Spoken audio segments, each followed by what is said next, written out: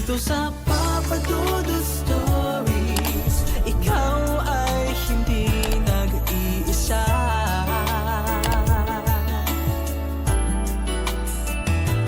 Dito sa Papa Dudut Stories, may nagmamahal sa'yo. Papa Dudut Stories, Papa Dudut Papa Dudut. Sa lahat po ng mga nakatutok ngayon, huwag pong kalimutan mag-like, mag-share at mag-subscribe. Maraming salamat po sa inyong lahat.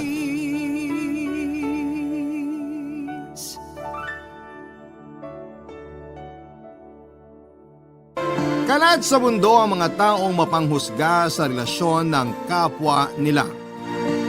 Mga mapanghusgang tao na hindi makikinig sa paliwanag mo kung bakit yon ang pinili mong relasyon. Ikaw kabarangay, magpapaapekto ka ba sa mga taong walang ibang ginawa kundi ang makialam sa desisyon mo sa buhay?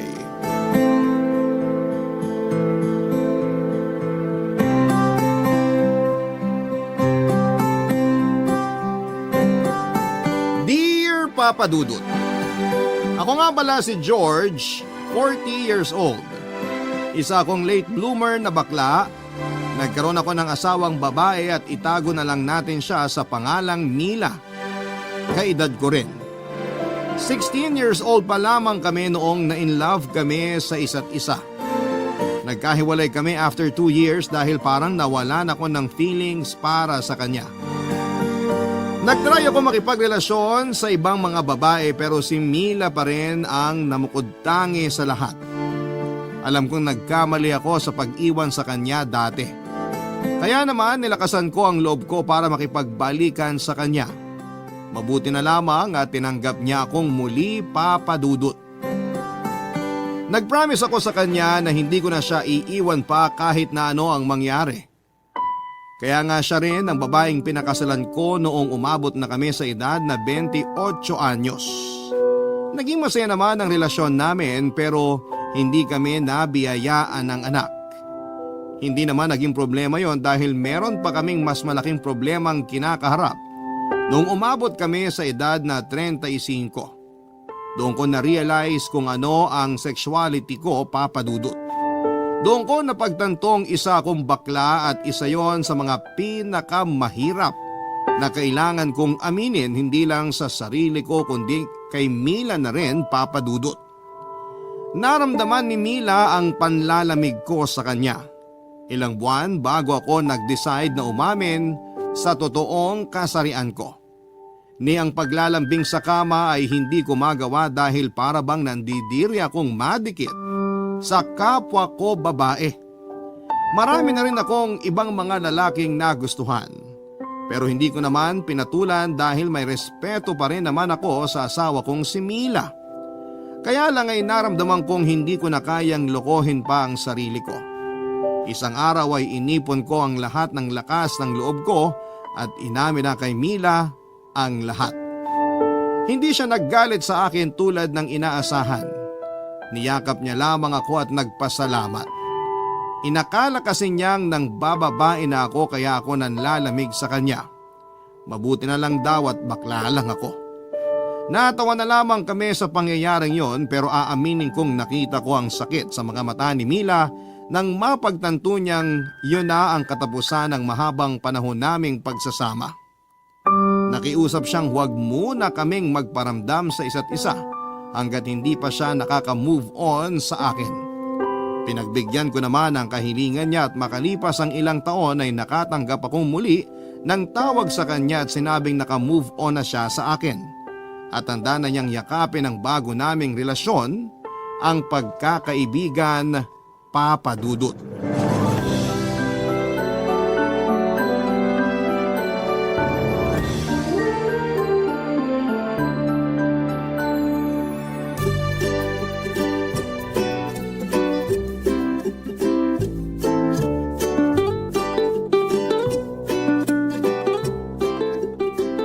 George, hiramin ko tong matte lipstick mo sa Sunday ha.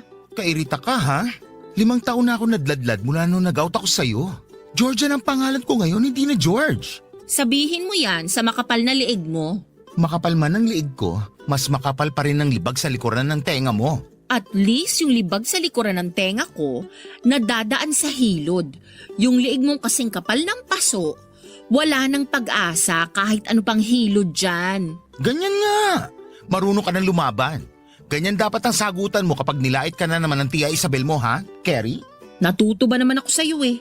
Expert ka sa bardagulan. Kaya nga ipahiram mo tong pink matte lipstick mo sa akin sa Sunday ha. Para kapag nagkaharap kami ni Tia Isabel, hindi niya nalalaiting kulay pinag-ihawan ng isaw itong labi ko. Hindi bagay sa yung pink lipstick na yan. Hindi nagmamatch sa libag sa likuran ng tenga mo. Mas bagay sa itong ruby red lipstick ko. Ay, wag masyadong mapula. Hindi pa rin ako nakaka-get over dun sa panglalait ni Tia Isabel sa akin nung nag-lipstick ako ng pula sa lamay ni Lolo. Anong sinabi ba niyang tinalo pa ng pulang lipstick mo mga ampaw na inaabot ng mga badyaw sa jeep? Winner siya ron ha. Hindi ko naisip na ikumpara ang labi mo sa ampaw ng mga badyaw. Kaya nga kailangan ko ng lipstick na hindi niya malalait. Eh kahit naman hindi ka mag-lipstick, lalaitin ka pa rin nun. Isama mo kaya ako sa Sunday para matulungan kitang ilibig siya sa paso. Hay nako, kapag andun ka, mas triple ang anghang ng panlalait nun. Hindi pa rin siya makamove on sa hiwalayan natin, no? Kala mo siya inasawa ng bakla eh. Tanggap na niyang hiwalay na tayo. Ang hindi lang niya tanggap, bakit daw magkaibigan pa rin tayo? Gusto ata niyang magsabunatan tayo hanggang sa libingan. Yun yata ang ideal na hiwalayan sa kanya. Dapat may sama ng loob hanggang kabilang buhay. Hindi lang naman siya yung nawiwirduhan sa friendship natin. Alam ko naman na marami sila. Kahit naman sa side ko. Pero ano bang pakialam ko sa kanila? Masaya naman tayo ng ganito, hindi ba? Oo naman. Lalo na ako. Nakakalibre ako ng hair and makeup. At lagi ka pang may pasalubong na lipstick sa akin kapag nangingibang bansa ka. Dakilang manggagamit ka rin talaga, no? Tama lang talaga ang desisyon ko makipaghiwalay sa'yo. Red flag sa akin ang mga manggagamit. Wow ha? Pero gamit na gamit ka naman ng mga boylet mo.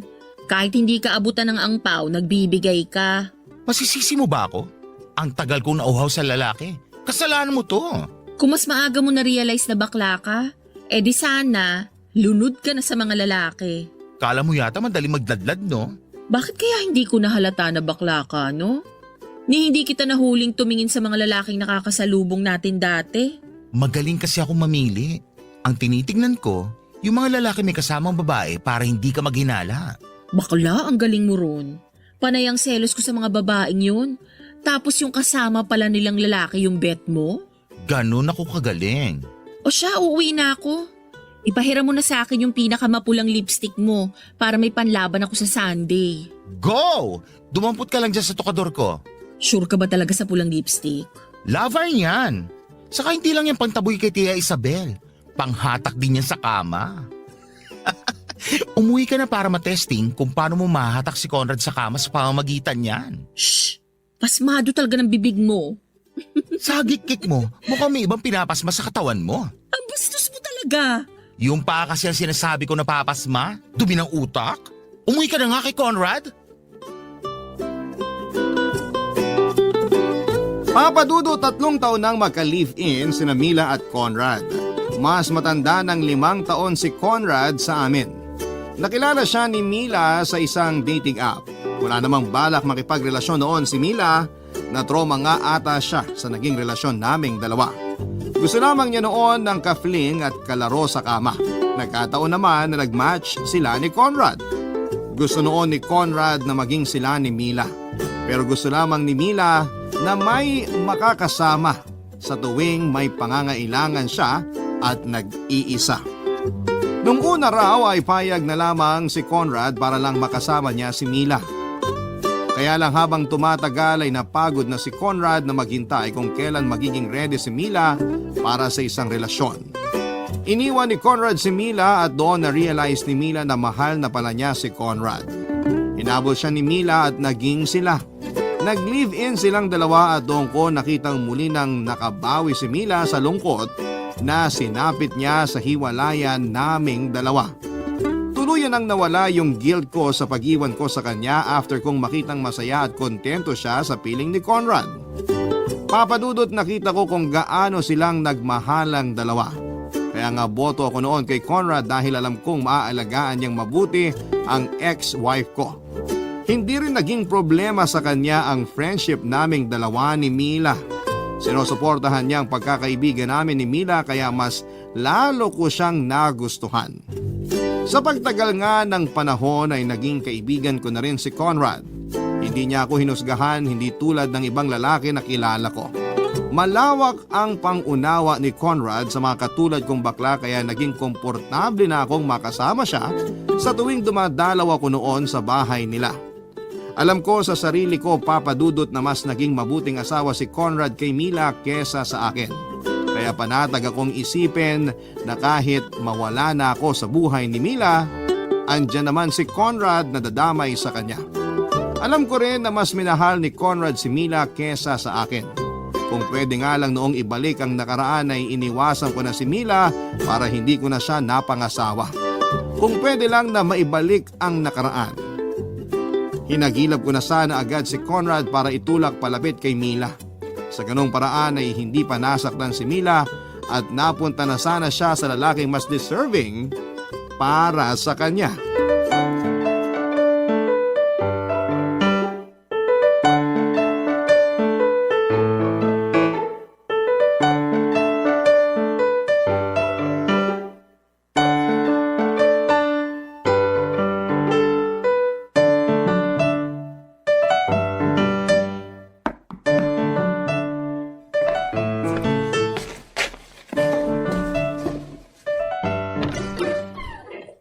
Hello, Conrad. Oh, George, liga, tuloy ka.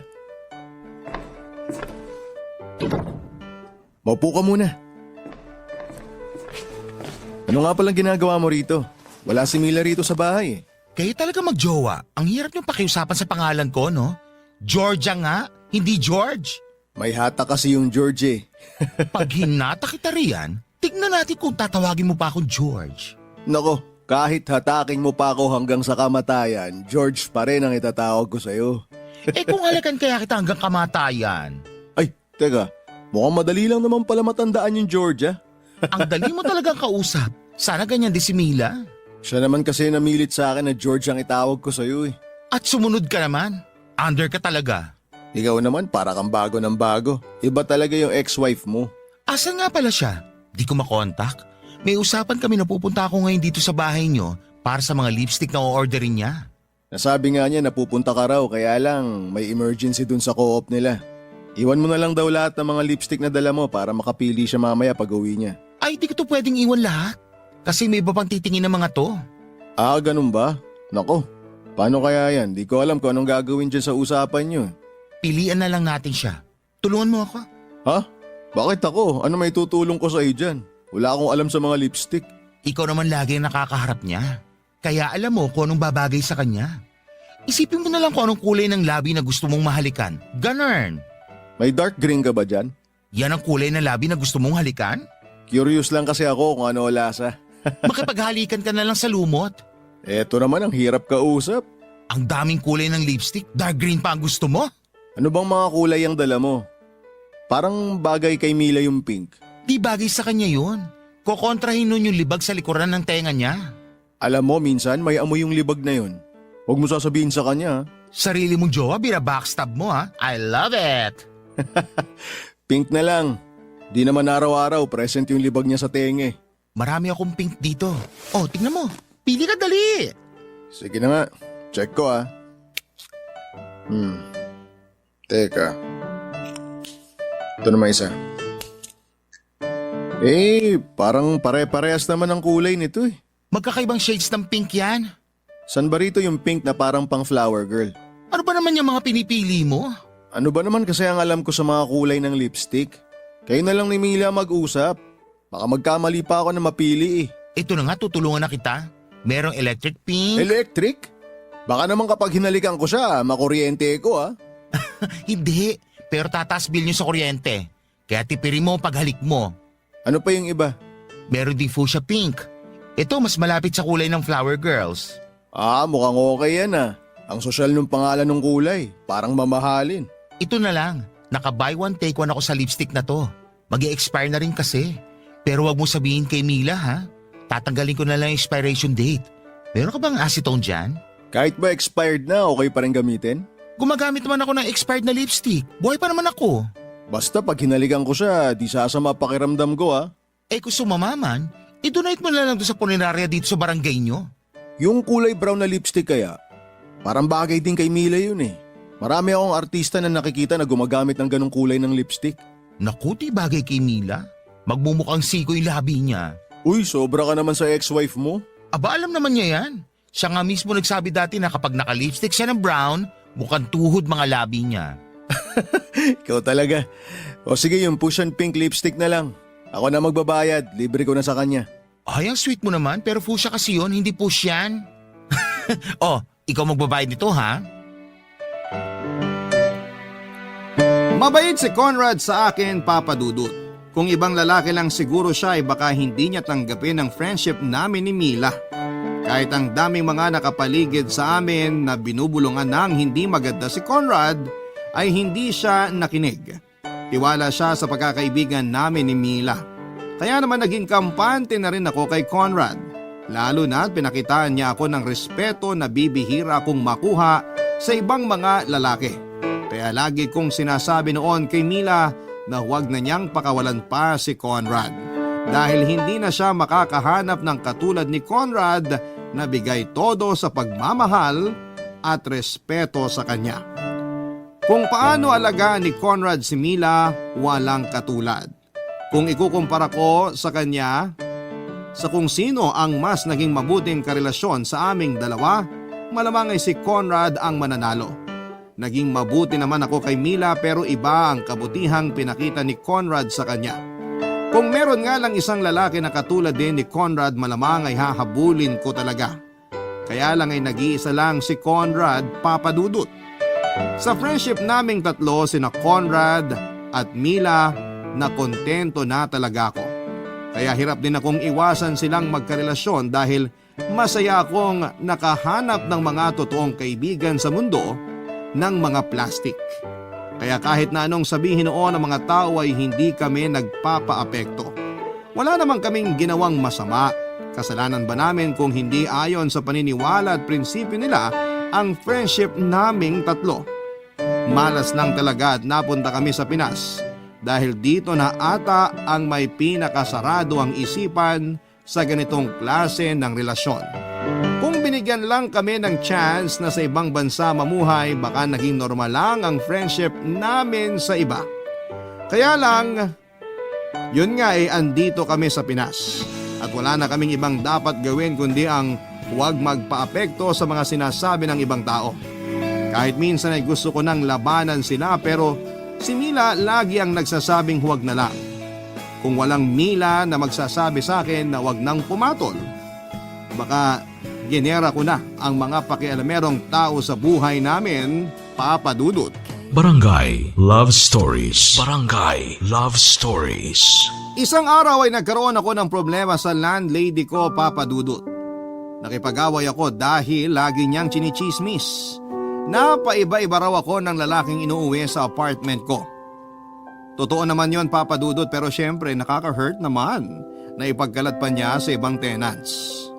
Ano bang pakialam niya sa buhay ko? Mabuti sana kung late akong nagbabayad ng upa pero mas maaga pa nga ako ng 10 araw sa bayaran. Kinompronta ko siya noon at nasaktuhang hindi rin maganda ang mood niya. Marahil dahil wala siyang nasagap na chismis noong araw na yon. Kaya naman hindi siya nagpatalo sa akin kung ayaw ko raw na pag-usapan ako ng ibang tao ay huwag daw akong gumawa ng pagpepiestahan nila, Papa Dudut. Gusto ko na siyang sampalin noon kung hindi lang ako nakapagtimpi. Pinaliwanag ko sa kanya na buhay ko yon at wala silang karapatan para pag-usapan ang mga desisyon ko sa buhay ko. Magpapakumbaba na lang sana ako para matigil na dahil may date pa ako ng araw na yon pero panay pa rin ang parinig niya. Ang hindi ko nga maatim ay nang idamay niya ang naging relasyon namin ni Mila. Nakakadiri raw ako na pumatol ako sa ibang mga lalaki gayong naging maayos naman daw na asawa si Mila sa akin. Doon na nga ako hindi nakapagpigil pa, Papa Dudut.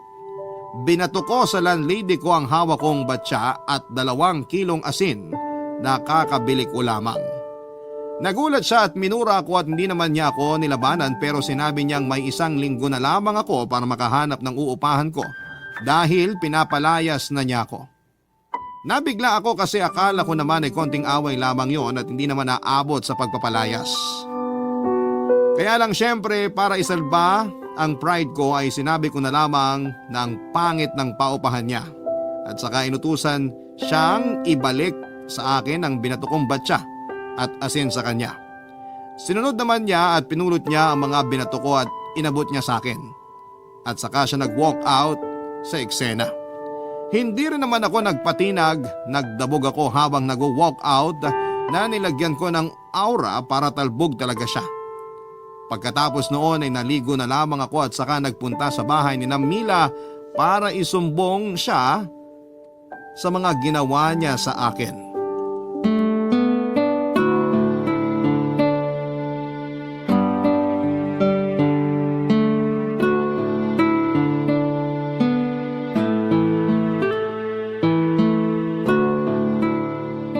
Ano ba kasing nangyari? Hindi kita maintindihan kanina nung tumawag ka.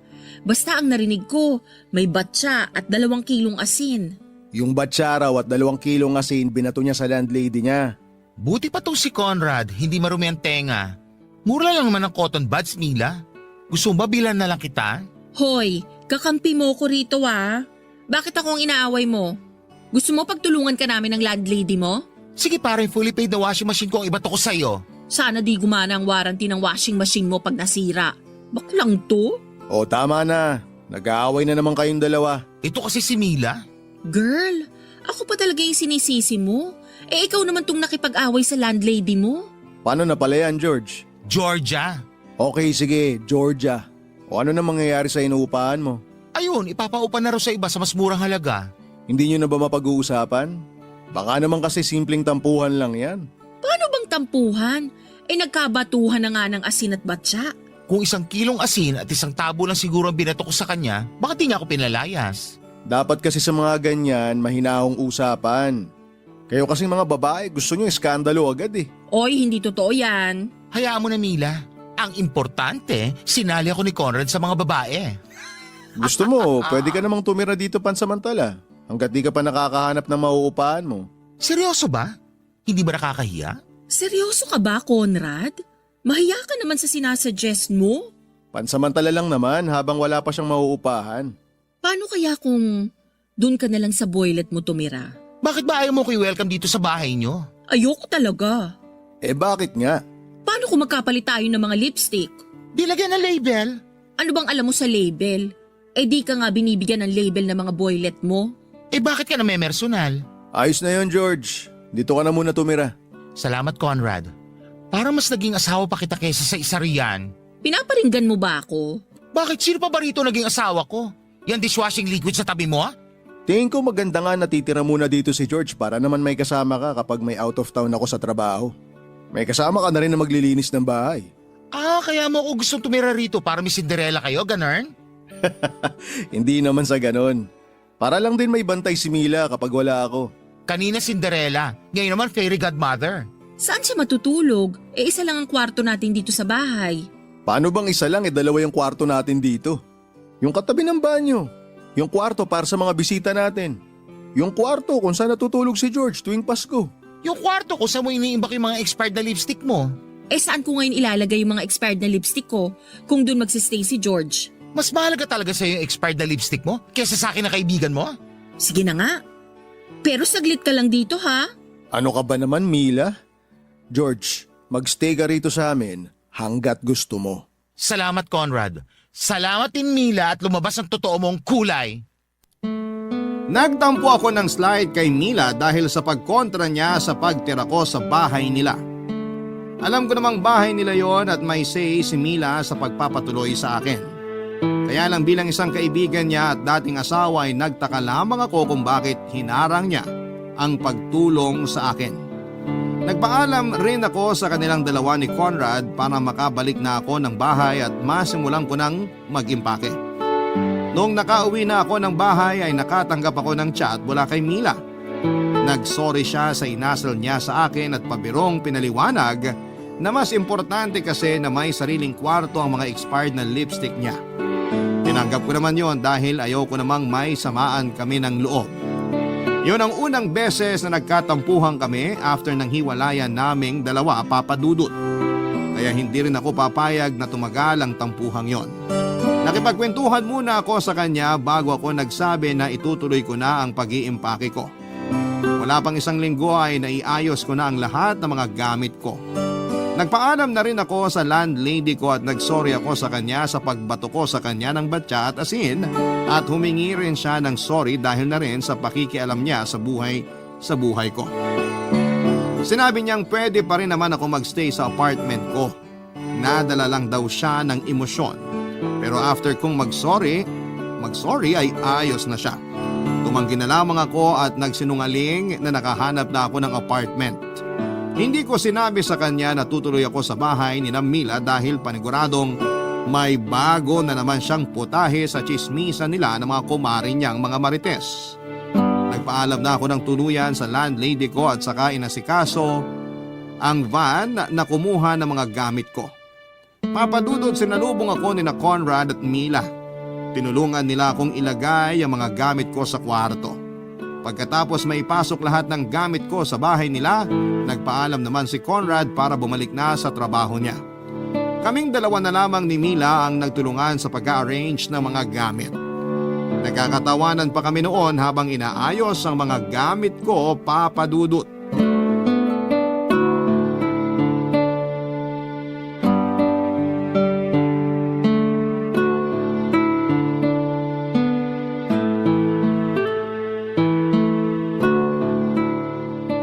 Bakla, kaloka ka. Bakit? Mas marami ka pang panty kesa sa akin. Assorted pa mga yan. Iba-ibang kulay, depende sa okasyon. Itong green na bulaklaking panty mo para saan? Yan ang pinakaswerte kong panty.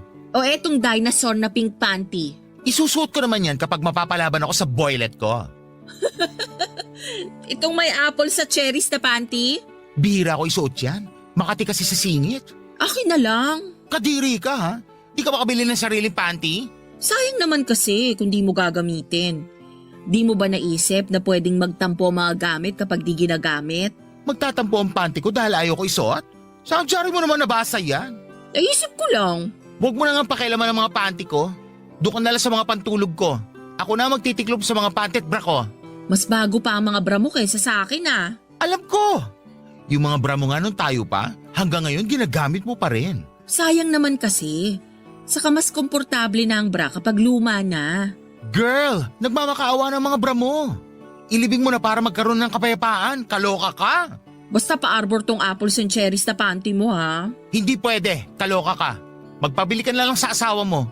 Magkano lang naman to sa Divisoria? Sinong asawa ko? Ay girl, nakahawa ka lang ng panty ng iba. Nakalimot ka na kagad? Si Conrad! Hindi ko siya asawa. Ka-live-in ko siya. Uy, parehas na rin yun. Magkasama kayo sa isang bahay. Nakita niya mga panty mo. Hinuhubad pa nga niya, di ba? Ano pa bang tawag doon? Mas komportable ako na tawagin siyang live-in partner kaysa sa asawa. Hindi naman kami kasal. Ayos lang ba sa kanya yon? Natawagin siyang live-in partner? Mukha naman. Ang ibig ko sabihin, ayos lang ba sa kanya na hindi kayo makasal? Sinabi ko naman sa kanya dati pa na ayoko nang ikasal. Last na yung sa ating dalawa. Nakonsensya naman ako, bakla. Ako ba ang dahilan kung bakit na-trauma ka na magpakasal? Hindi naman. Nangako kasi ako sa sarili ko na isang beses lang akong ikakasal sa buong buhay ko. Kaya natupad naman. Pwede naman baliin ang pangakong yun. Lalo kung kasing worth it naman ni Conrad, hindi ba? Hindi na. Okay naman kaming dalawa sa setup namin ngayon. Masaya kami pareho. Sure ka bang masaya siya? Nung una, medyo off sa kanya yung hindi pa tayo annulled. Kasi gusto nga niya magpakasal kami para maging legal na. Pero pinaliwanag ko naman sa kanya na nakakastress ang proseso ng annulment dito sa Pinas. Aaminin ko naman na madalas na pag-aawayan namin yan noon. Pag nakabawi ako sa gastos, uunahin ko ang annulment natin. Hindi na.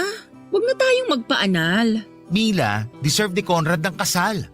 Ang swerte mo nga kasi hindi lahat ng lalaki handa sa ganyang usapan. Ayokong magpa-anal. Bakit? Nakamove on na tayo pareho at saka para na rin maging legal ang lahat. Paano kung ako naman ang makahanap ng lalaking pakakasalan sa ibang bansa? Siyempre gusto ko malinis ang lahat. Kung ako lang, huwag ka na sanang papayag na magpaanal sa akin. Bakit? Kasi pangarap kong makasal sa one great love ko. At ikaw yun. Natupad ko ang pangarap ko na yon nang ayain mo kong magpakasal. At hayaan na lang nating ganun. Para may reminder ako na natupad ko ang pangarap ko sa lifetime na to. Papa Dudut, hindi ko alam kung ano ang mararamdaman ko sa huling sinabi ni Mila sa akin. Hindi ko alam na yon pala ang rason niya sa kung bakit ayaw niyang ipaanal ang kasal naming dalawa. Nung una akala ko dahil ayaw niya lamang gumastos. Lalo't alam kong kuripot siya at may pinag-iipon ng bahay at lupa sa probinsya nila. Lagi rin niyang dinadahilan ang hirap ng proseso ng annulment sa Pilipinas na totoo naman. Kaya madali akong naniwala sa mga dahilan niya dahil valid naman ang mga yon. Pero noong sinabi niya sa akin ang pinakatotoong dahilan sa kung bakit ayaw niyang magpaanal ay nakaramdam ako ng konsensya. Konsensya sa kanilang dalawa ni Conrad. Konsensya para kay Mila dahil hindi ko nabigyan ng katuparan ang pangarap niyang makasal at makasama habang buhay ang one great love niya. Hindi ko naisip na ako pala ang one great love niya. Nasaktan ko siya at kahit na hindi ko sinasadya, nakaramdam ako ng guilt. Konsensya rin lalo para kay Conrad dahil alam kong mahal na mahal niya si Mila. At alam kong matagal na niyang gustong pakasalan si Mila pero wala siyang magawa dahil si Mila mismo ang gumagawa ng dahilan para hindi yon mapag-usapan.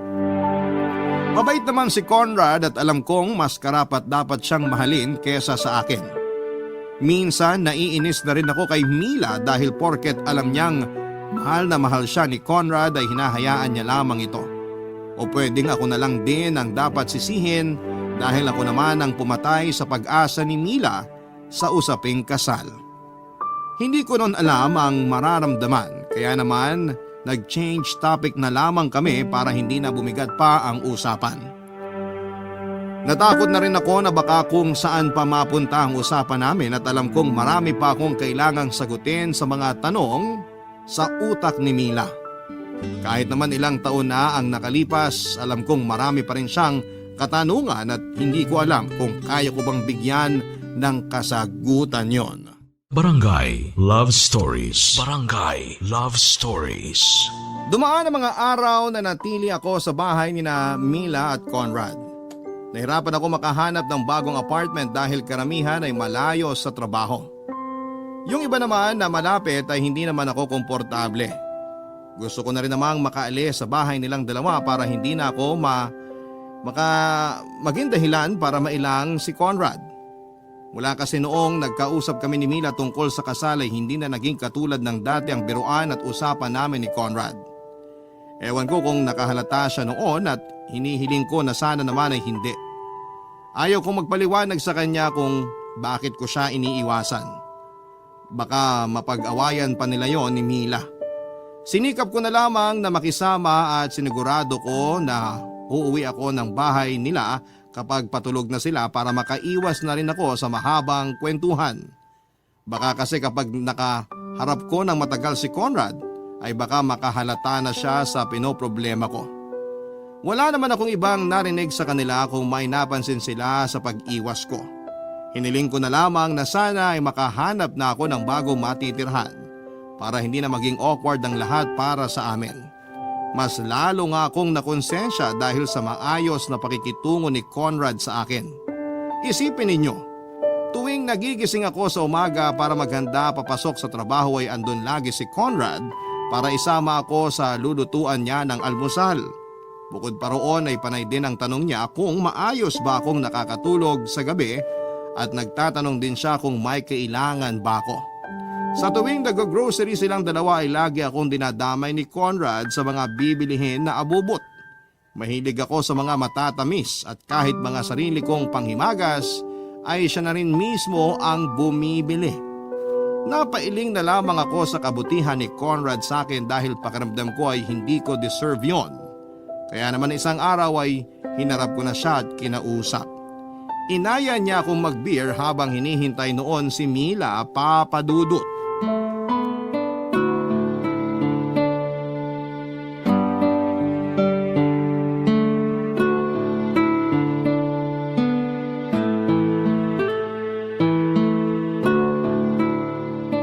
Alam mo Himala, buti naaya kita mag-beer ngayon. Bakit naman ako tatanggi sa alak, di ba?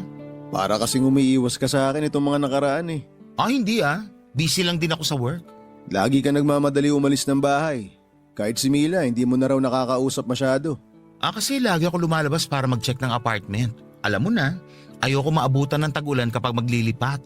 Hassle nun, saka mas mahal ang renta ng van o truck para magakot pag tag-ulan. Sabi ko naman sa'yo, magstay ka lang dito sa amin hanggat gusto mo. Gusto ko na sanang makaalis. Ayaw mo na ba rito sa bahay? Hindi naman sa ganon. Kaya lang syempre gusto ko may privacy pa rin kayo ni Mila. Saka privacy ko na rin, ganon. Sa bagay, pero ayos lang naman kami. Hindi naman kami masyado maarte pagdating sa privacy namin. Alam mo naman kung paano kami magsampay ng mga brief at panty namin, di ba? Kahit kabilang barangay, tanaw yung mga underwear namin eh. Ginawa niyong banderitas mga underwear niyo para tuloy lagi may pesta rito. Kulang na lang may palitsyon. Sa mga ganitong usapan ka namin talaga na-miss ni Mile. Nakakausap niyo pa rin naman ako Pero di na tulad ng dati. Lagi ka na nagmamadali. Kala nga namin kapag dito ka na tumira, only na yung magiging usapan natin pero hindi pala. Para talagang iniiwasan mo kaming dalawa eh. Nakakapraning sa totoo lang. May nagawa ba kami? Ha? Iniiwasan mo nga kami. Bakit ba? Kamusta kayo ni Mila? Ayos naman kaming dalawa. Tulad pa rin ng dati. Ayos lang ba talaga? Saan kaya papunta tong usapan na to? Huwag ka magagalit ha? Kasi nabanggit sa akin ni Mila nung nakaraan na gusto mo na raw magpakasal kayong dalawa. Nakwento niya ba yun sa'yo? Matagal na yun. Kahit matagal na, gusto mo pa rin bang ikasal sa kanya? Oo naman. Alam na alam mo kung gaano ko kamahal yung ex-wife mo. Pero si Mila lang ang may ayaw. Naiintindihan ko naman siya.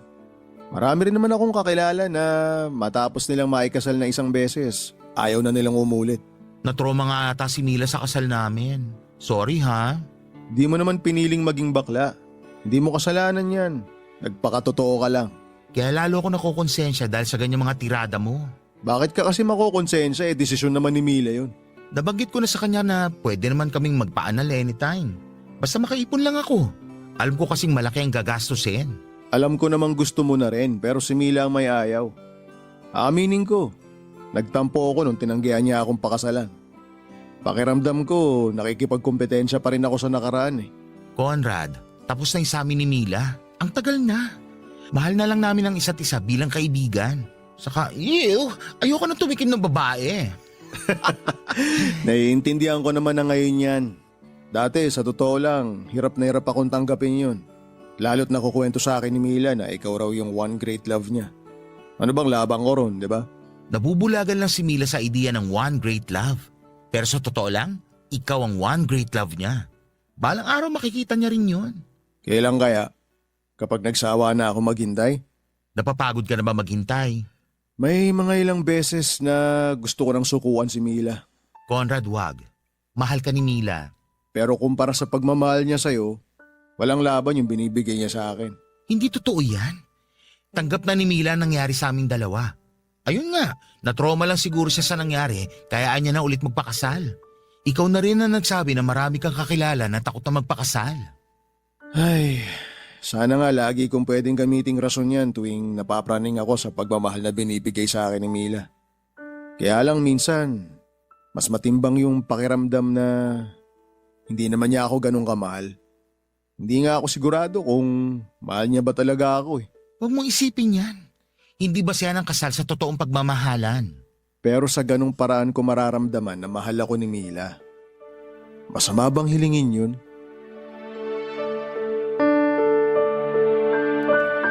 Hindi ko alam kung paano noon ilalaban kay Conrad na mali siya dahil alam kong tama naman lahat ng iniisip niya. Wala akong karapatang idikta sa isang tao kung paano niya mararamdamang mahal siya ng isang tao. Siya lang ang makakaramdam at makakapagsabi noon Naawa ako kay Conrad dahil kahit nakangiti siya noon ay alam kong durog siya sa ideya na hindi niya makukuha ng buo ang pagmamahal ni Mila tulad ng nakuha ko noong kaming dalawa pa lamang. Hindi ko alam kung papaano pagagaanin ang kalooban ni Conrad ng gabing yon. Nagbukas na lamang ako ng beer para sa aming dalawa at sinikap na mag-change topic para hindi ko na kailangang sagutin ang mga tanong sa isipan ni Conrad. Kahit nagpalit na kami ng pinag-uusapan ay pansin ko pa rin na may gustong itanong si Conrad sa akin. Kaya lang ay mas pinili niyang sumunod na lamang sa usapan na gusto ko. Umaasa siya marahil na mapapago din ang isipan niya sa kakatanong at kusa na lamang yung hihinto.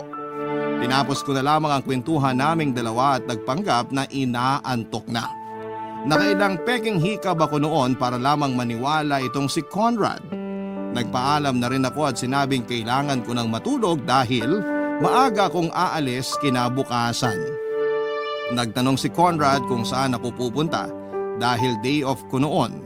Sinabi kong magre-rest day overtime ako para pandagdag sa magiging upa ko sa susunod na apartment ko. Tumango na lamang siya noon at hinayaan na ako makapasok ng kwarto. Hihintay na lang daw niya si Mila bago siya pumasok sa kwarto nila. Hindi naman talaga ako magtatrabaho kinabukasan, dinahilan ko lamang yon.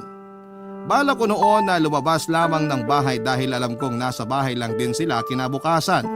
At ayoko muna sana silang makasama, silang dalawa, hanggat hindi naaayos ang isyo sa pagitan naming tatlo. Nagliwaliw na lamang ako buong araw sa mall at noong napagod na ako ay nakaidlip na lamang ako sa simbahan. Gabi na noong nakauwi ako sa bahay ni Mila. Nakapagpasya na rin akong umalis na sa bahay nila kahit na wala pa akong matitirhan. Pinakiusapan ko na lamang ang isang naging boylet ko na titira muna ako sa kanya pansamantala at ako na lamang ang bahala sa lahat ng mga gastusin. Pansamantala lamang naman para lang makaalis na ako sa poder ni Mila Papadudut.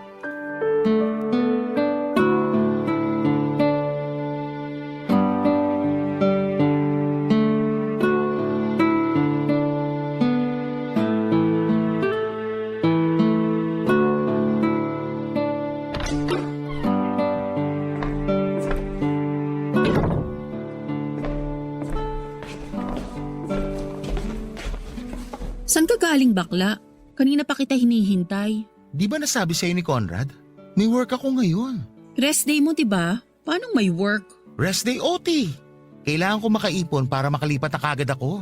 Ba't pa nagmamadali kang makalipat? Okay naman kami na nandito ka. Dumating na ba si Conrad? Ako ang kaharap mo pero si Conrad ang hanap mo. Kahit kailan talaga wala akong laban sa mga lalaki, no? Magpapaalam lang sana ako sa inyong dalawa eh. Teka, nakahanap ka na ng apartment? Bakit ang bilis? Hindi pa ako nakakahanap pero nakausap ko na isang boylet ko na pansamantala sa kanya muna ako titira. Bakit kailangan mo pang dun tumira? Mamaya niyan doblehin niya ang pamemera sa'yo. Sige ka, kami nga mineral water lang ang request naming ambag mo rito eh. Nakakahiya na kasi sa inyo. Okay na ako ron. Sanay naman akong pineperahan ng boylet ko na yon. Hindi naman okay sa akin na peperahan ka niya. Lalo ngayon na kailangan mo ng dagdag na pera sa paghahanap mo ng apartment. Dito ka na lang muna. Kami nang bahala sa'yo. Nakapagsabi na rin ako sa kanya. Inaasahan na ako ng boylet ko na yun bukas ng gabi. Bukas na agad ng gabi? Parang nagmamadali ka ah. Yun na rin kasi napag-usapan namin. Day off kasi niya bukas eh. Tapos ako naman nag-leave sa work na ilang araw para asikasuhin itong paglilipat ko. Umamin ka nga bakla. May nagawa ba kami ni Conrad sa'yo? Bakit kailangan magmadali kang umalis dito? Wala kayong nagawa. Wala ba talaga? Kasi napapansin ko lagi kang umiiwas sa amin. Ni hindi ka nga nakikisali sa kwentuhan namin ni Conrad. Lagi ka nalang nakakulong sa kwarto mo. Binabantayan ko kasi yung mga expired na lipstick mo. Baka magtampo. Kilala kita. Alam ko kapag umiiwas ka. Paano mo ba kasi nasabing umiiwas ako? May nasabi ba ako? May nagawa ba ako? Dahil ba to sa mga panty mo? Hindi ko naman na pinapakialaman na. Nalulungkot ka ba rito sa bahay kasi hindi ka makapag-uwi ng boylet? Pwede naman paminsan-minsan mag-uwi ka. Pero ipaalam mo lang muna sa amin. Hindi ako umiiwas dahil sa panty ko o sa boylet na gusto kong iuwi rito. Pero umiiwas ka nga. Ay, basta aalis na ako rito bukas. Bakit kailangan mo umiwas? Sabihin mo sa akin kung ano yung nagawa naming mali sa'yo. Kasi baka after nito, hindi ka na talaga magparamdam sa amin kahit kailan. Okay, aamin na ako. Oo, iniiwasan ko kayo ni Conrad. Lalo na ikaw. Ako? Oo, ikaw! Ay, after kasi natin mag-usap tungkol doon sa annulment, iba na rin yung naramdaman ko. Paanong iba? Nagsabi lang naman ako ng nararamdaman ko noon ah. Hindi naman kita sinisisi na sinabi mo yung nararamdaman at laman ng utak mo noon. Kaya lang nakukonsensya ako eh. Makukonsensya saan? Maayos naman ang lahat ah. Nakapag-usap kami ni Conrad. Ramdam ko na gusto ko talaga niyang pakasalan. Ramdam ko rin na nakukulangan siya sa naibibigay mong pagmamahal sa kanya. Parang kakumpetensya pa rin niya ako sa'yo. Ewan, yun lang din ang naiisip ko. Ikaw lang ang nag-iisip niyan. Ako lang ba talaga? Kasi pakiramdam ko, ako pa rin ang dahilan kung bakit di ka mag-all out kay Conrad. Ramdam ko na ako yung pumipigil sa'yo para sa forever niyo. Masyado ba kitang nasaktan at na-trauma sa paglaladlad ko? Kaya hindi ka na naniniwala sa kasal? Ako ba ang dahilan? Hindi ikaw! Eh sino?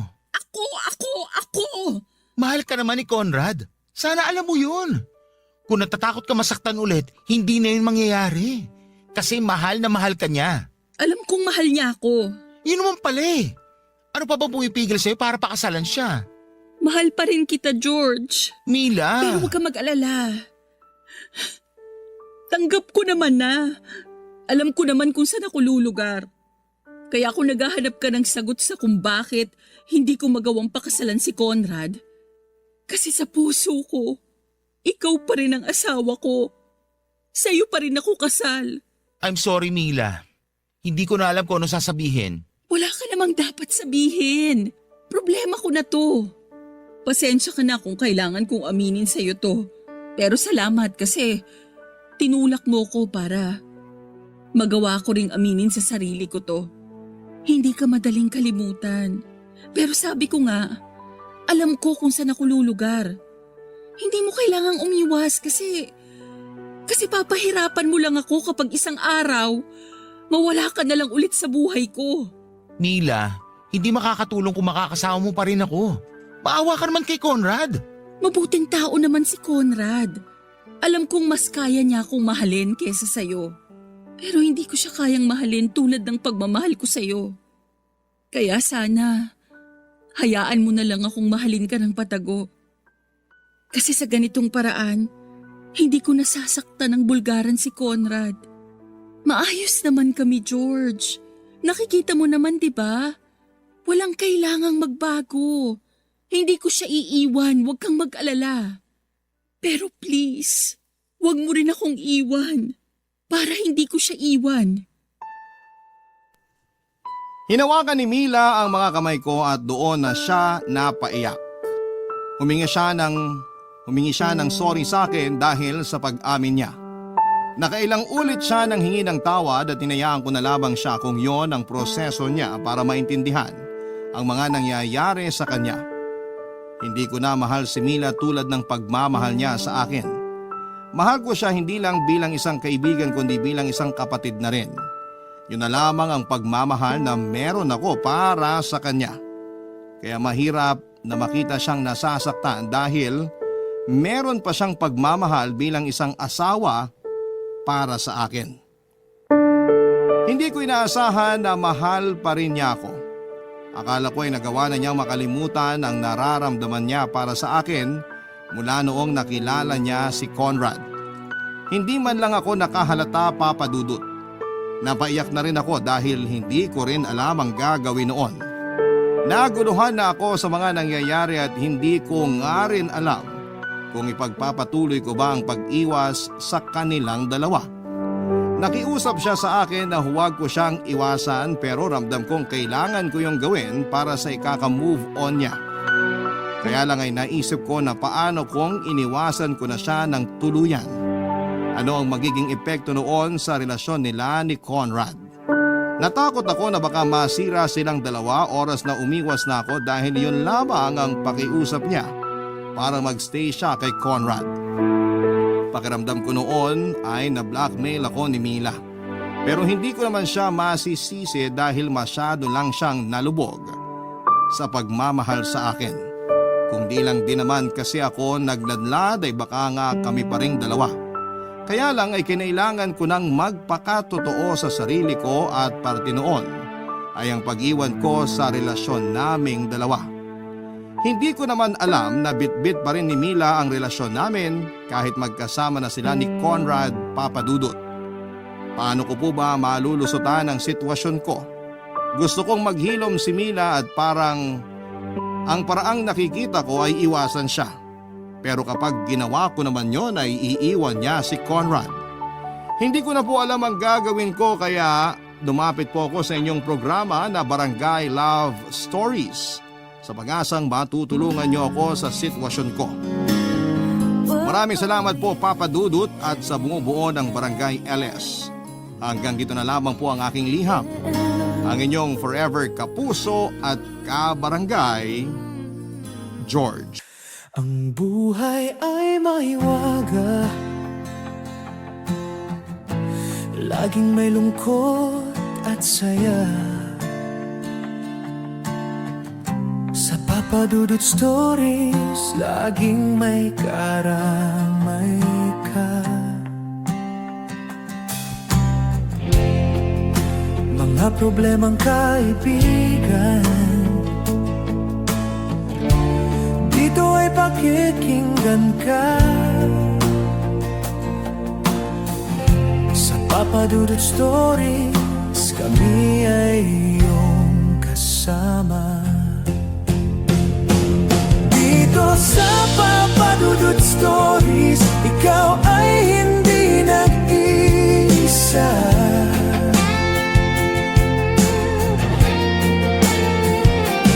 Dito sa Papa Dudut Stories, may nagmamahal sa'yo.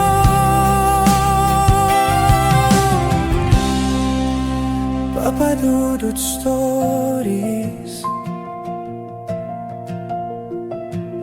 Papa Dudut Stories,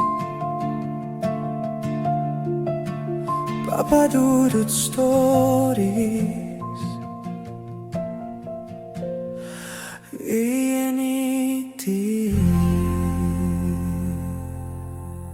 Dito sa Papa Dudut Stories, ikaw ay hindi nag-iisa.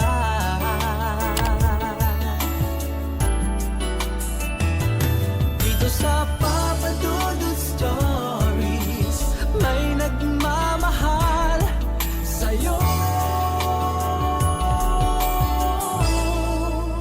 Papa Dudut Stories,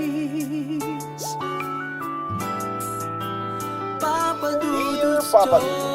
Sa lahat po ng mga nakatutok ngayon, huwag pong kalimutan mag-like, mag-share at mag-subscribe. Maraming salamat po sa inyong lahat.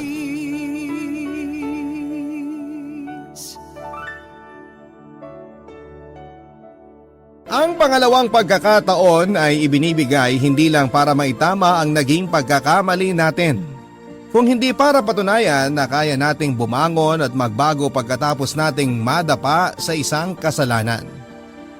Ikaw kapuso, minsan mo na bang nasira ang tiwala ng taong mahal mo?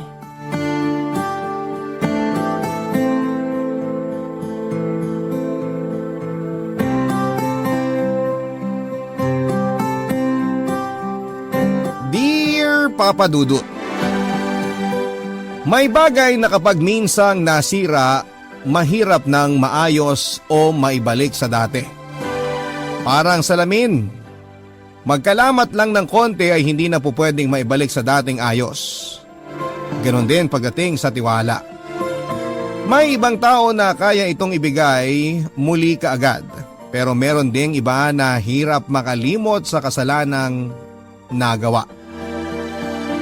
Hi po sa inyo Papa Dudut at sa mga kabarangay natin na nakikinig ngayon.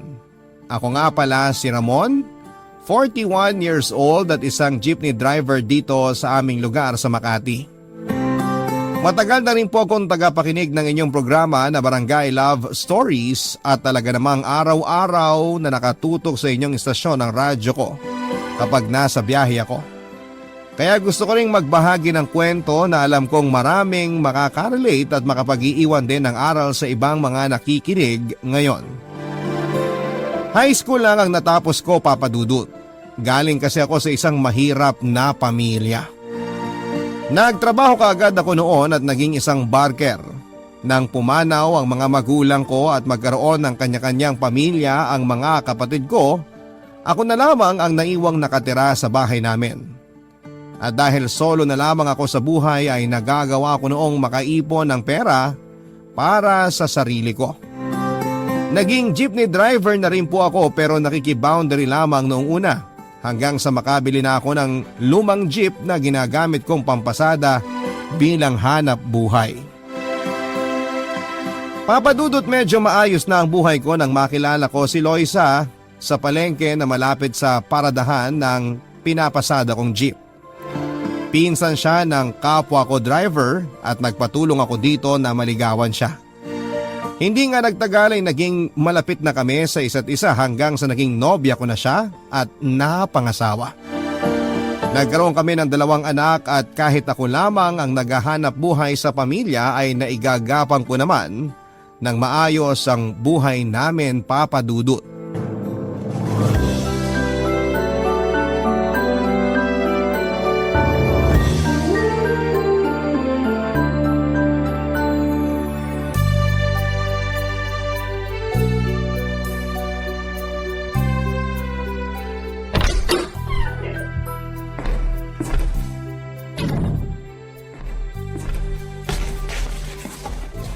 Oh, sweetheart. Bakit gising ka pa? Nandyan ka na pala, sweetheart. Hinihintay kasi kitang makauwi eh. Dapat hindi mo na ako hinintay. Malalim na ang gabi. Ayos lang, Sabado naman bukas. Walang pasok sa school yung mga anak natin. Kahit na. Alam ko rin namang pagod ka sa mga gawaing bahay. Kaya dapat hindi ka na nagpuyat para hintayin ako makauwi. Eto namang asawa ko, masyado akong inaalala. Ayos lang ako. Halika na sa lamesa nang makakain ka na. Sige, sweetheart. Salamat. Ang sarap pala ng ulam ngayon ah. Tortang talong. Request kasi ng panganay mo. Oo nga pala. Ito yung kinita ko ngayong araw. Medyo maliit lang kasi mahina ang biyahe kanina. Pasensya ka na ah. Ano ka ba? Ayos lang, sweetheart.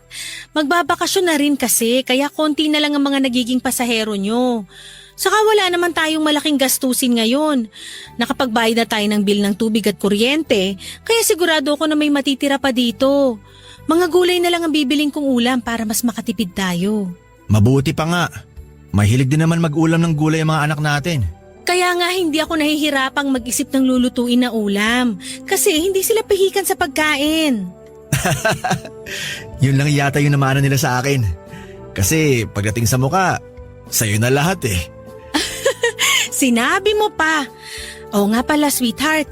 Tibang sabi mo may kailangan kang bili na pyesa para sa jeep mo? Oo, para dun sa busina sa may manibela. Minsan kasi di na gumagana eh. Kinuha mo na ba dito yung pambili para doon? Hindi. Wala akong binawas dyan sa kinita ko ngayong araw. Bakit di mo pa binawas? Nung 1 linggo mo pa sinabi sa akin na gusto mong bilhin yung pyesa na kailangan mo ah. Oo, kaya lang. Ang liit kasi ng kinita ko ngayon sa biyahe. Sa susunod na lang siguro yun, sweetheart. Yan din ang sinabi mo sa akin nung isang araw. Mabuti pa, ibawas mo na dito yung kailangan mong bilhin. Hindi ka ba mahihirapan na mag-budget kapag binawasan ko pa yan? Hindi naman, kasi nga magbabakasyon na rin ang mga anak natin. Bawas gastusin din yun. Saka may naitabi pa naman akong pera dyan kung sakali mang ma-short talaga tayo at may kailangan tayong pagkagastusan. Ang galing mo talaga mag-budget, sweetheart. Kahit maliit lang ang iaabot ko sa'yo, palagi ka pa rin may naitatabi. Kaya sobrang bihira tayo ma-short pagdating sa mga gastusin dito sa bahay. Kailangan ko rin kasing gawin yung mga ganong diskarte at pagtitipid. Lalo na't ikaw lang ang nagtatrabaho para dito sa bahay. Yun na nga lang ang nagagawa ko para dito sa pamilya natin kasi ayaw mo naman akong payagang magtrabaho. Gusto ko kasi na mas matutukan mong pag-aalaga sa mga anak natin. Kita mo nga oh, lumalaki sila ng magagalang at matatalino ng dahil sa'yo. At napakalaking tulong ng ginagawa mo, sweetheart. Kaya sobrang swerte ko rin talaga na ikaw ang naging misis ko.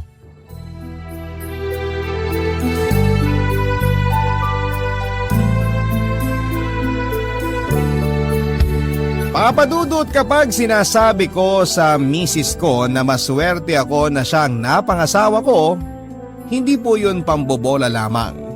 Dahil palagi kong pinagpapasalamat sa Diyos na nakilala ko siya at naging nanay siya ng 2 anak ko. Malambing kasi si Loisa, matipid pa, tapos kahit pagod sa mga gawaing bahay ay hindi siya nagpapakita ng pagod kapag inaasikaso niya ako. Madiskarte rin siya pagdating sa mga gastusin sa bahay namin. Hindi naman kasi talaga malaki ang kinikita ng isang jeepney driver na kagaya ko. Pero nang dahil sa kanya ay hindi kami masyadong nahihirapan sa mga gastusin. Kaya lang papadudot kahit gaano mo pala kamahal ang isang tao ay hindi ka rin talaga makakaligtas sa tawag ng tukso. May nakilala kasi ako noon, si Mirna. Isa siya sa mga bantay sa karinderya na madalas na kinakainan ko. Nagkapalagayan kami ng loob at hindi nagtagal ay nagkaroon ng bawal na relasyon. Maganda kasi siya, dalaga, talagang sexy ang kanyang pangangatawan. Kaya naman ang sabihin niya sa akin na gusto niya ako ay hindi ko na yon pinalampas pa. Tumagal din ang 2 buwan ng relasyon namin, papadudot. Paminsan-minsan ay pumupunta ako sa tinutuluyan niyang bahay at doon ay may nangyayari sa aming dalawa. Pero habang tumatagal ang aming relasyon ay inaatake ako ng aking konsensya. Naisip ko noon na dapat ay hindi ko niloloko ang asawa kong si Loisa kasi wala siyang ibang ginagawa noon kundi ang asikasuhin at mahalin lamang ako. Kaya isang desisyon ang ginawa ko sa maling relasyon namin ni Mirna, papadudot.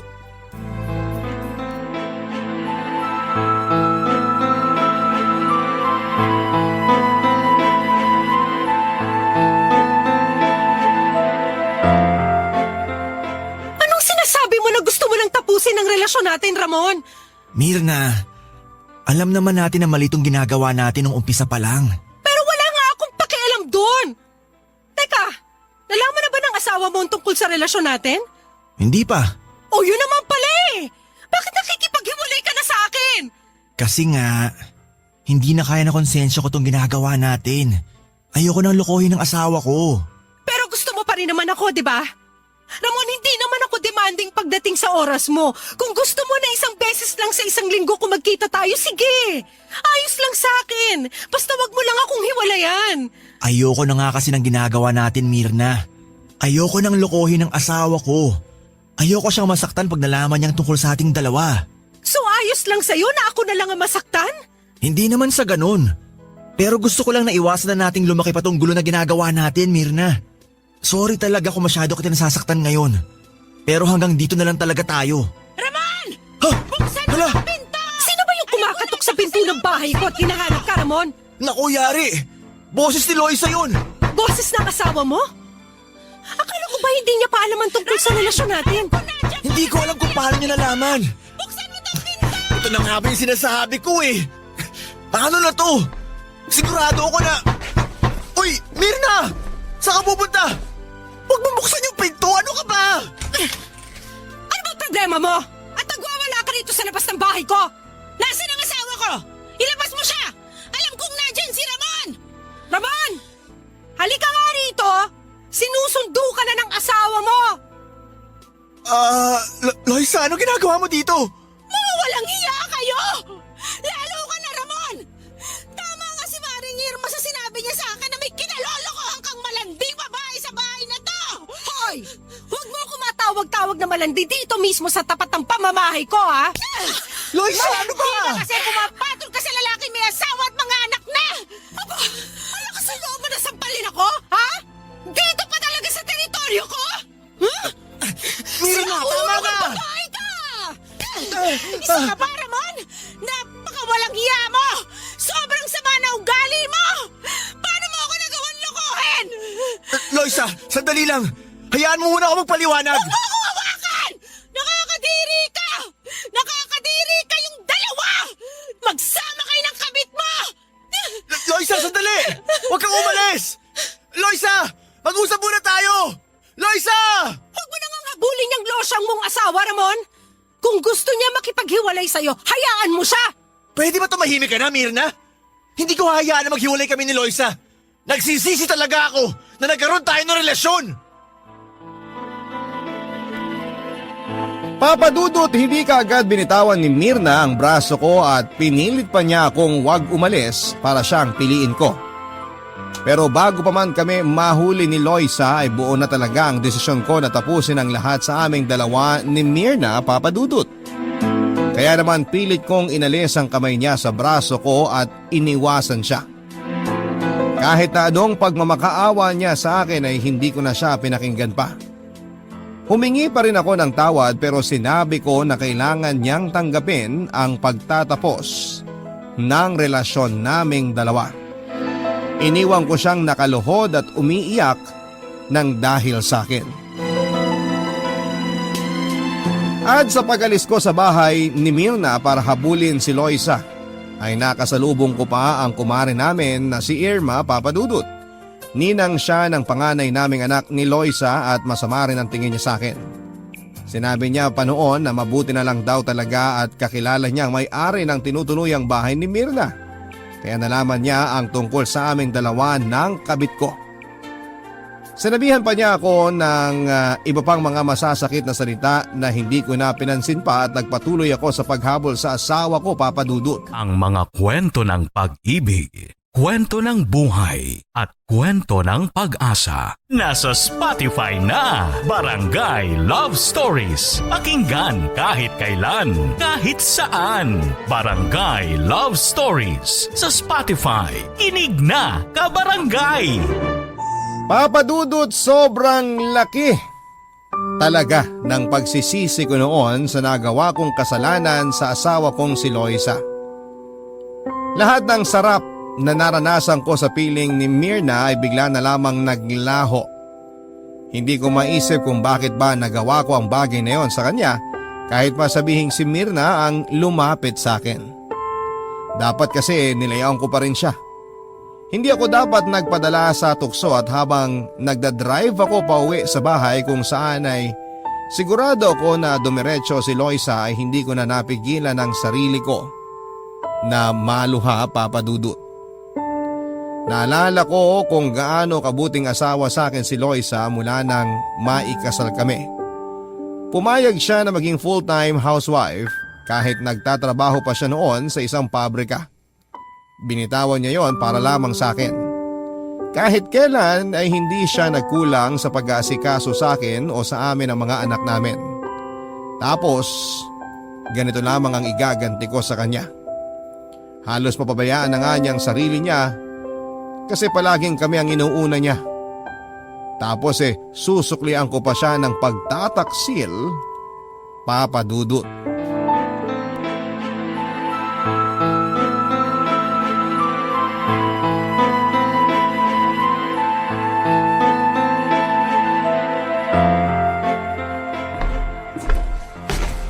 Sweetheart! Sweetheart, nasaan ka? Sweetheart, ano ginagawa mo? Bitiwan mo nga ako! Bakit kasi nag-iimpake ka? Aalis na kami ng mga bata sa bahay na to! Iniiwan ka na namin, Ramon! Sweetheart, please naman. Huwag mo namang gawin to. Pag-usapan muna natin to. Wala na tayong dapat pag-usapan! Meron pa! Ano? Yung tungkol sa pambababae mo? Yung pagsisinungaling mo sa akin tuwing uuwi ka na madaling araw dito sa bahay? Yung mas lalong lumitang binibigay mong pera sa akin kasi ginagastos mo sa makating babae na yon? Sweetheart, sorry. Ramon, araw-araw kong hinihintay ang pag-uwi mo. Nagpapakapuyat ako sa pag-aasikaso sa mga anak natin, pati na rin sa'yo. Hindi ko sinusumbat ang mga ginagawa ko dahil responsibilidad ko yan bilang asawa mo. Pero sana naman, pinahalagaan mo kahit konti yung mga yon. Alam ko nagkamali ako. Sabihin mo nga sa akin,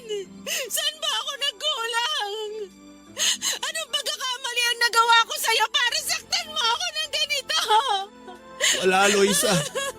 Naging mabuti kang asawa sa akin. Kahit kailan wala ka naging pagkukulang. Ako may kasalanan ng lahat. Ako ang nagkulang. Pero bakit nga? Bakit kailangan mo pa mambabae? Bakit kailangan mo pa akong lokohin? Natukso lang ako pero hindi ko ginusto na saktan ka. Maniwala ka sa akin, Loisa. Nakipagkalas na ako kanina kay Mirna. Dahil nahuli ko na kayong dalawa. Nung sinabi sa akin ni Irma yung tungkol sa babae mo, hindi agad ako naniwala. Sinabi niya na siya mismo ang nakakita na pumapasok ka sa bahay nung malanding yon. Pero kinontra ko lang siya. Kasi alam ko na hindi mo ako magagawang lokohin.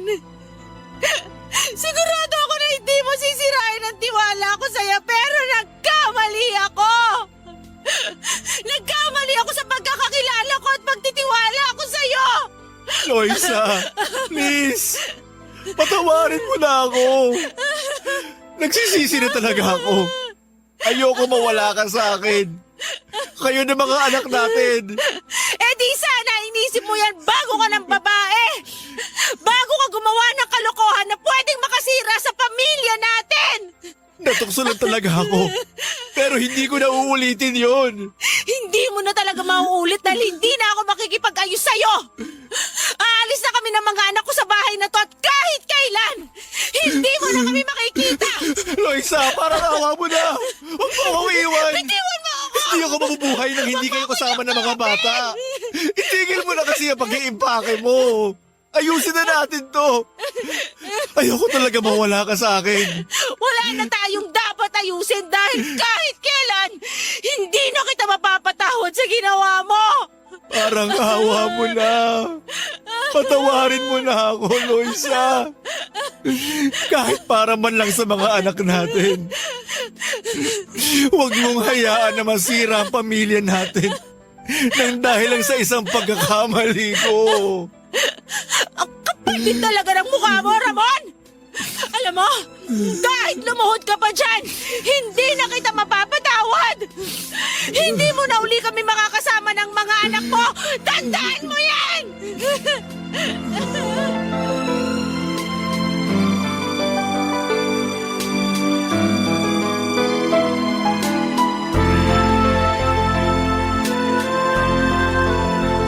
Papa Dudut, hindi ako huminto sa pagmamakaawa kay Loisa na patawarin ako.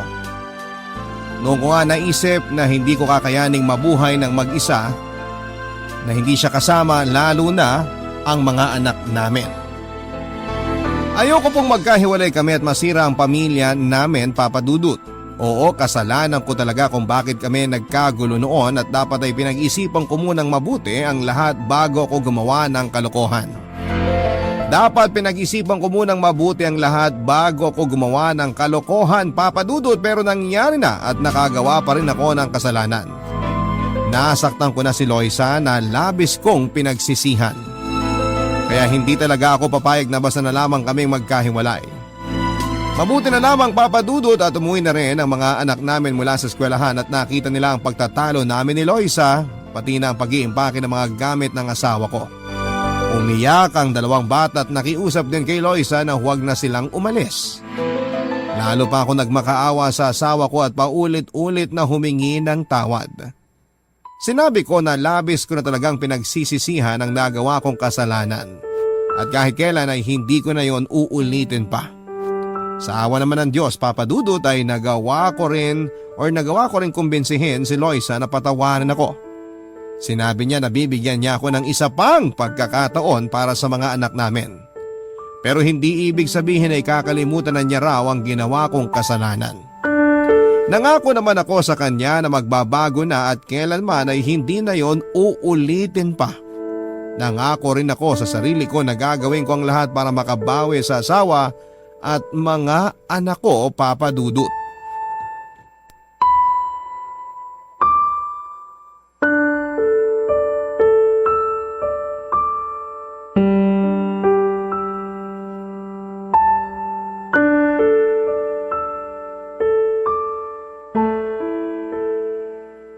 Ay, nakakapagod yung pasada kanina.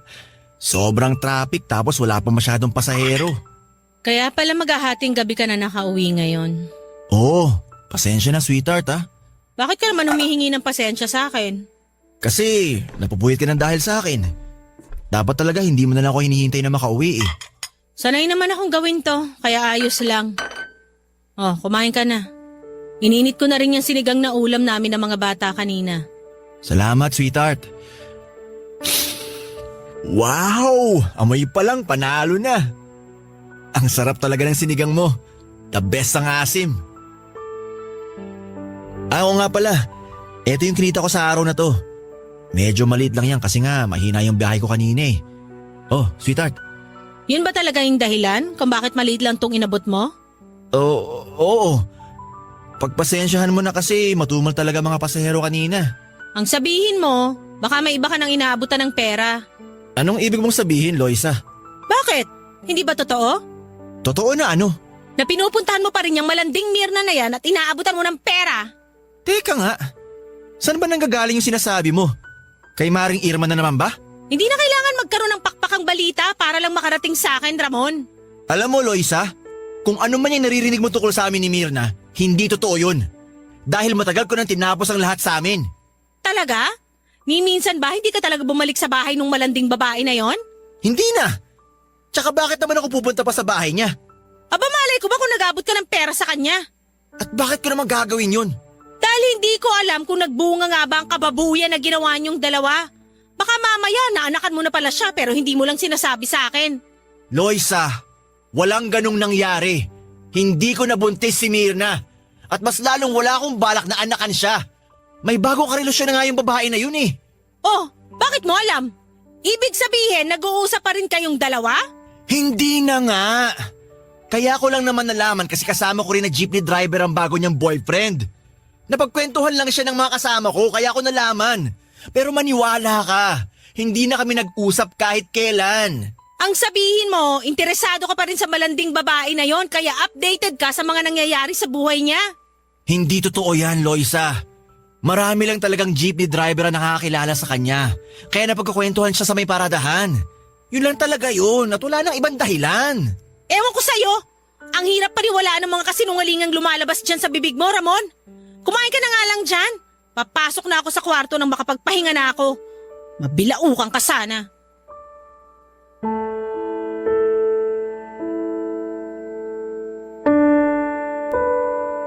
Papadudot kahit pinatawad ako ni Loisa at nagsama muli kami sa bahay ay hindi rin kagad naging maayos ang lahat sa amin.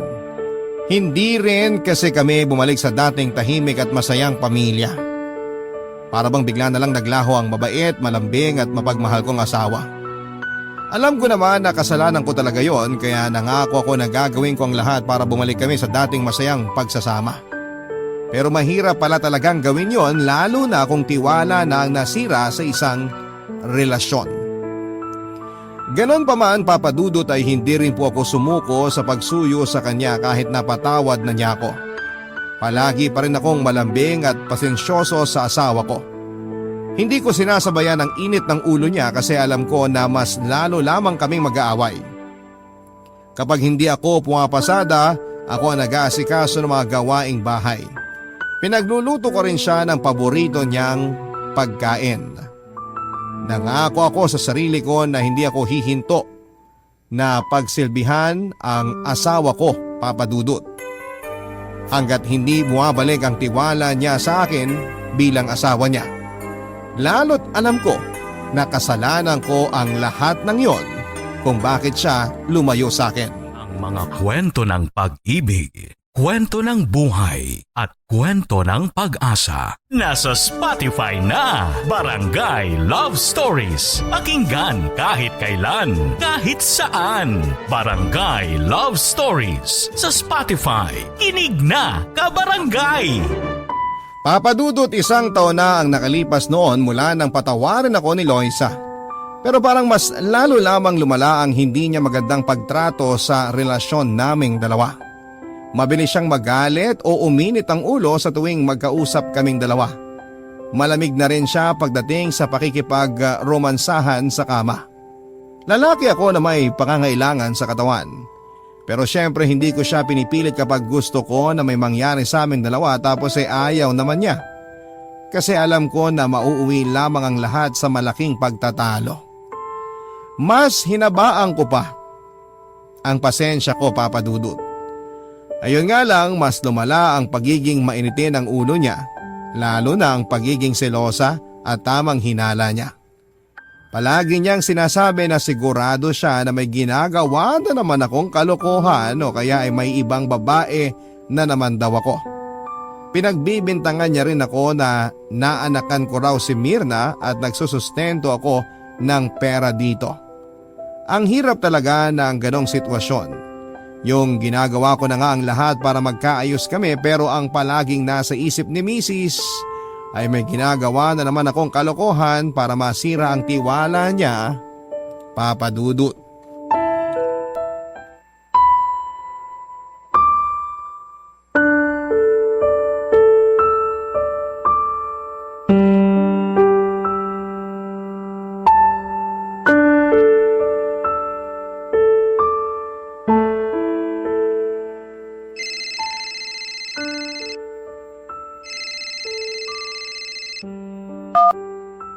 Hello, sweetheart. Mabuti naman at sinagot mo na ang tawag ko. Pasensya na, sweetheart. Ang hina kasi ng signal dito sa resort eh. Nagdadahilan ka na naman. Totoo ang sinasabi ko. Kinailangan ko pa nga pumunta dito sa may kalsada para lang makahanap ng signal. Bakit ba kasi hindi pa kayo maalis dyan sa resort?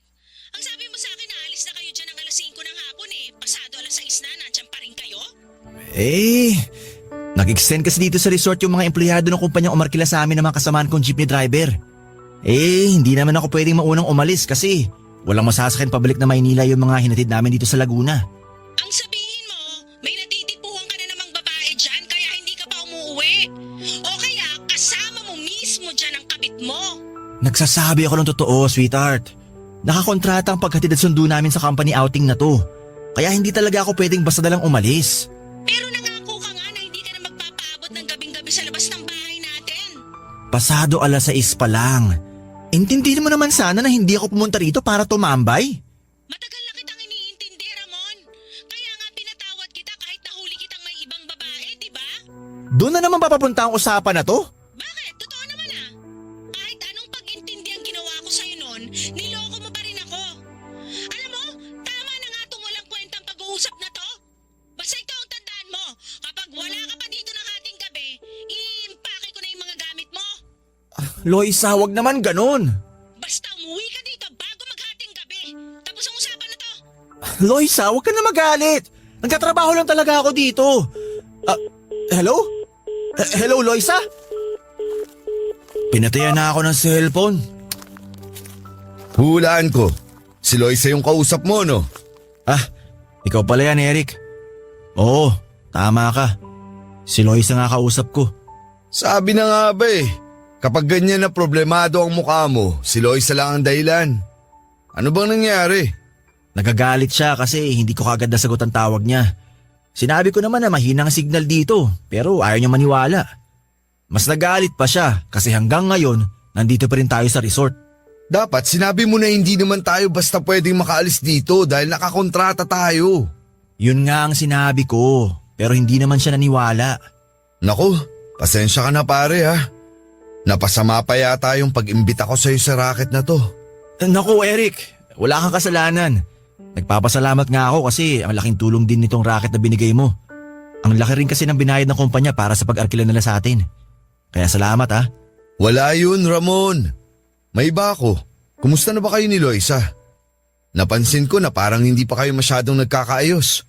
Kasi sa tuwing nasa may paradaan tayo ng jeep, problemado ang mukha mo pagkausap mo siya sa cellphone.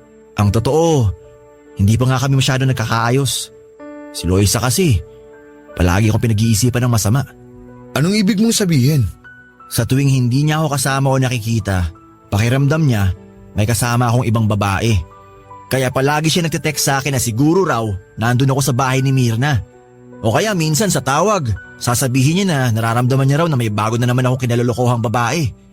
Tapos ngayon, ang gusto niya, umuwi ako bago maghating gabi. Malabo yan. Kasi mukhang madaling araw na tayo makakauwi. Yun nga ang sinabi ko sa kanya. Nag-extend nga kasi dito sa resort yung mga empleyado ng kumpanyang umarkila sa atin. Pero itong asawa ko, ang akala niya may kasama akong ibang babae dito. Ay, ang hirap ng gantong sitwasyon, Eric. Pinatawag nga ako ni Loisa pero hindi ko naman maramdaman kasi ni katiting na tiwala hindi niya maibigay sa akin ngayon. Wala naman ako ibang magawa kasi alam ko kasalanan ko rin kung bakit siya nagkakaganon hanggang ngayon. Papadudot, alam ko naman na ang minsang pagtataksil ko ang pinaka-dahilan ng pagbabago ng asawa kong si Loisa. Kung hindi ako nakagawa ng kasalanan sa relasyon namin ay hindi siya magbabago at hindi siya magkakaroon ng ganong kalaking galit sa akin. Pero nagkamali nga ako na labis kong pinagsisihan ng mga panahong yon.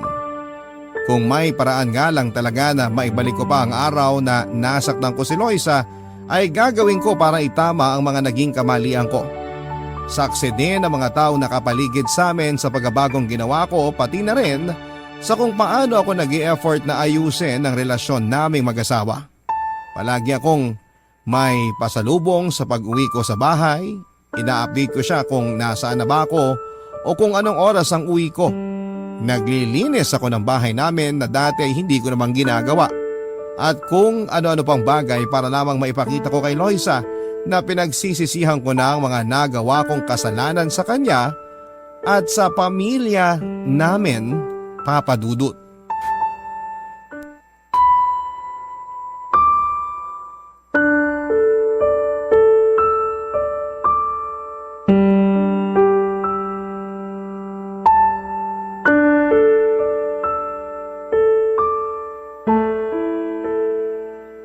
Grabe, nakakapagod ang biyahe. Anong oras na ba? 4:00 na pala ng madaling araw? Siguradong tulog na si Loisa.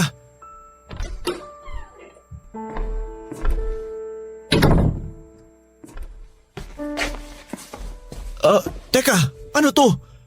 Bakit may malalaking bag dito? Ano bang laman ng mga to? Tinan ko nga.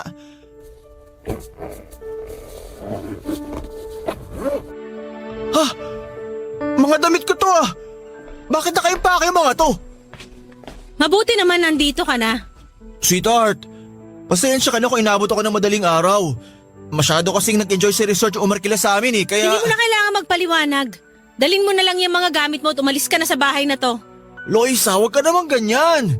Nagpaliwanag naman ako sa iyo nung kausap kita kagabi, di ba?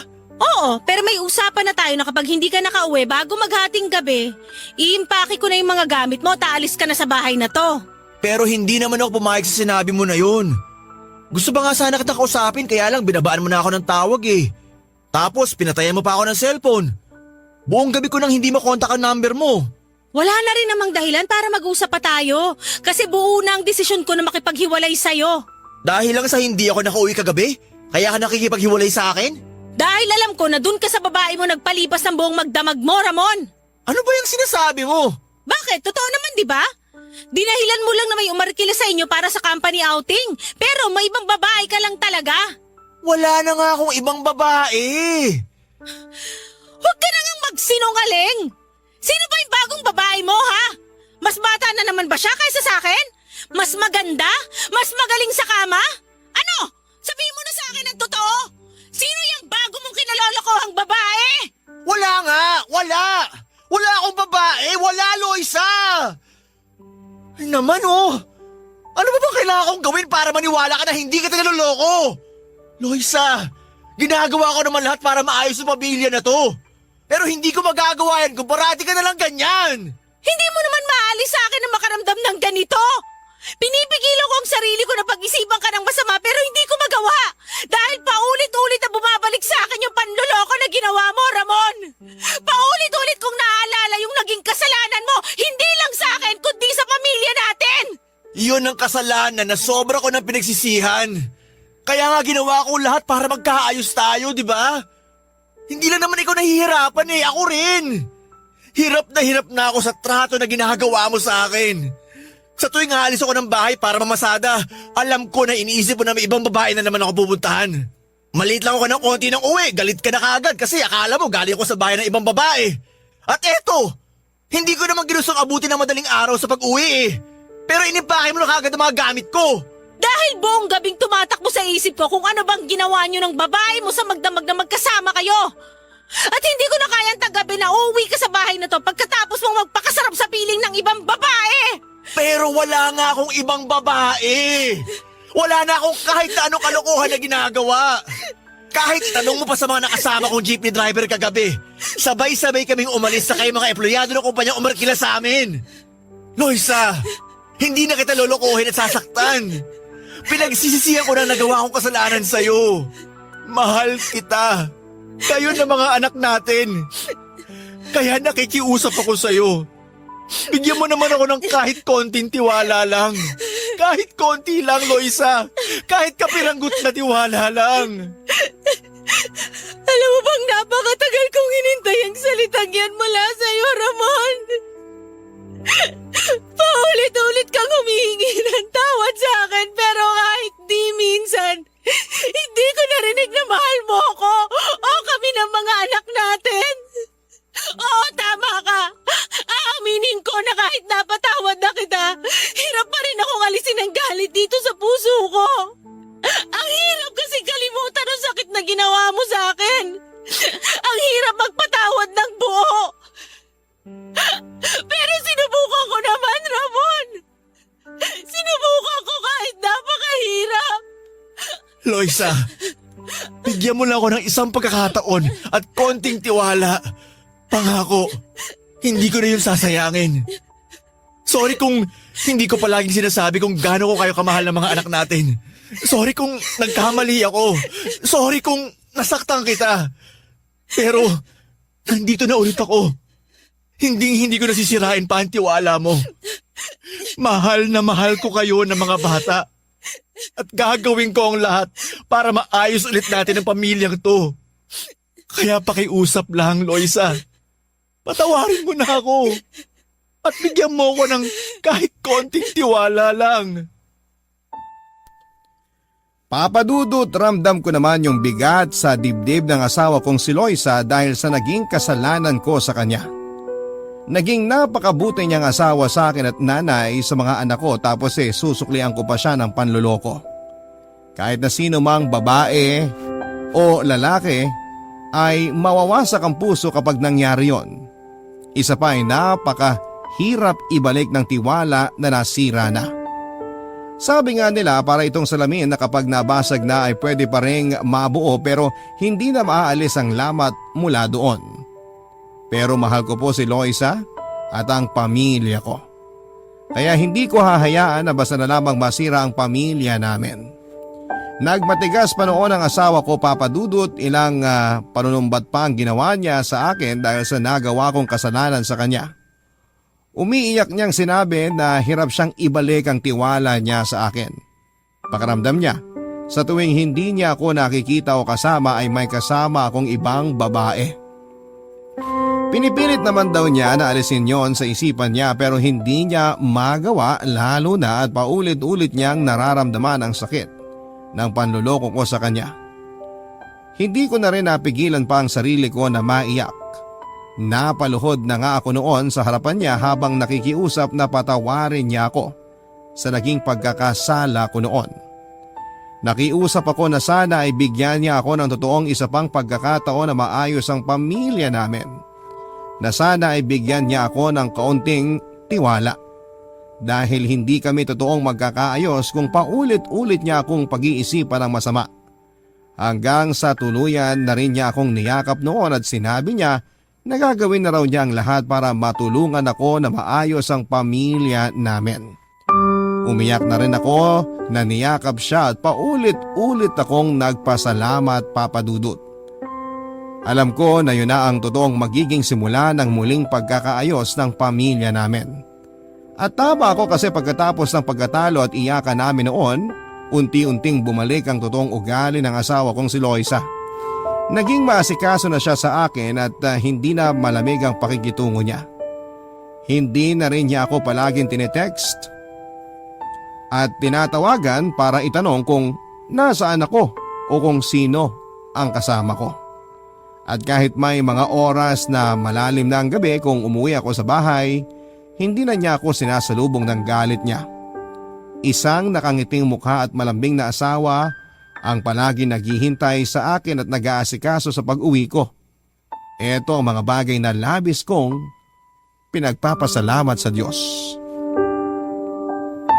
Sa ngayon, Papa Dudut, ay may 7 taon nang nakalipas mula ng una at huling beses akong nagkasala sa aking asawa at pamilya. Hindi ko na yon inulit pa dahil mahal na mahal ko si Loisa at ang mga anak namin. Tinupad ko ang pangako ko na hindi ko na sila muli pang sasaktan at kapalit noon ay ang masayang pamilya na pinagkaloob sa akin ng Diyos. Ganon talaga siguro ang buhay. Kapag naging mabuti kang tao o asawa ay magkakaroon ka ng isang masayang pamilya. Dito ko na po tinatapos ang aking sulat at sana ay may aral po kayong napulot sa ating mga kabarangay na nakikinig sa aking kwento. Ang inyong forever kapuso at kabarangay, Ramon. Ang buhay ay maiwaga, laging may lungkot at saya. Sa Papa Dudut Stories, laging may karamay ka. Mga problemang kaibigan, dito ay pakikinggan ka. Sa Papa Dudut Stories, kami ay iyong kasama. Dito sa Papa Dudut Stories, ikaw ay hindi nag-iisa.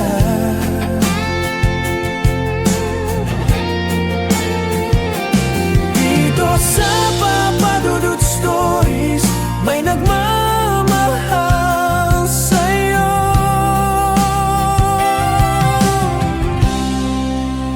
Papa Dudut Stories,